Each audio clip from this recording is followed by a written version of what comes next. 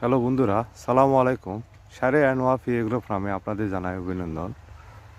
বন্ধুরা, আজকের আমার ফিলিপাইন খালাজাতের আখের খেতে খাবার দিয়ে গাছের গোড়ায় মাটি দেওয়া হচ্ছে।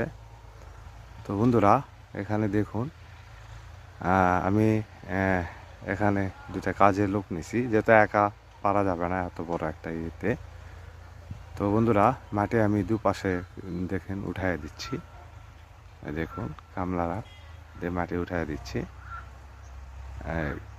আমি খাবার আগেই দিয়ে দিছি, সার গতকালকে ছিটাই দিছি বিকেলবেলা।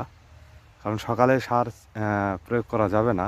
সকালে সার প্রয়োগ করলে শিশিরে যেহেতু গাছ ভেজা থাকে, তো সারটা গাছে আটকে গেলে একটু ক্ষতির সম্ভাবনা থেকে যায়। এই জন্য সারটা মূলত বিকেলেই প্রয়োগ করতে হয়। তো আমি বিকেলেই প্রয়োগ করছি। তো বন্ধুরা দেখুন, এই মাটি বেঁধে দেওয়ার পরে 2-4 দিন পরে হালকা পরিসরে সেচ দিতে হবে।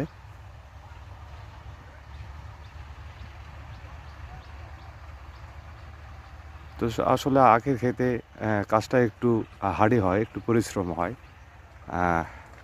যেমন তেমন কাজে পরিশ্রম, কিন্তু এই পাতা অনেক ধারালো। এই জন্য ধারানোর জন্য কাজে একটু কষ্ট হয়। তাছাড়া কাজ স্বাভাবিক অন্যান্য ফসলের মতনই। তো এখানে আমার অর্ধেক, যে আমার যেই প্রজেক্টে অর্ধেক নেমে দেওয়া হচ্ছে গাছের গোড়ায় মাটি দিয়ে। দেখুন বন্ধুরা, আমি 2জন কামলা নিয়েছি, মাটি উঠায় দিচ্ছে। এটা প্রথম কিস্তিতে গাছে খাবার দেওয়া হচ্ছে। এরপর আরও দ্বিতীয় কিস্তিতে খাবার পড়বে, সেটা সেই সময় সেই মুহূর্তে দেওয়া যাবে। এখন না, সেটা আরও অনেক লেট আছে। তো বন্ধুরা, এই আমার ফিলিপাইন কালো জাতের আখে বেঁধে দেওয়ার কাজ সম্পূর্ণ হয়ে যাবে আজকে।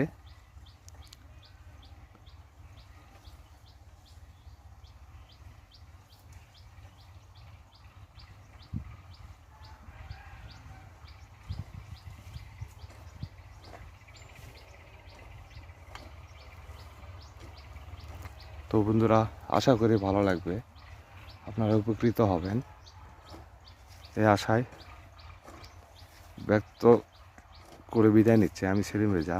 আসসালামু আলাইকুম রহমতুল্লাহ বারাকাতু।